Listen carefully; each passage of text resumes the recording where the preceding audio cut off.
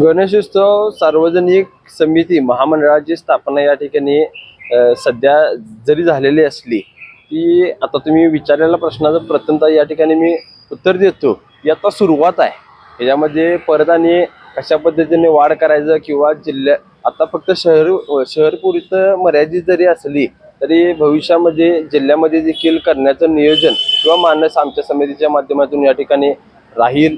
आणि ही समिती स्थापन करण्याचा मूळ हेतू या ठिकाणी आमच्या बंधूंनी आता सांगितलाच त्या पद्धतीनं प्रशासन व मंडळामध्ये जे काय होणारे वाद आहेत किंवा प्रशासनाच्या माध्यमातून ज्या काय अडचणी होतात निर्माण किंवा होणाऱ्या अडचणीवर मार्ग काढण्यासाठी ही समिती या ठिकाणी स्थापन करण्यात आलेली आहे।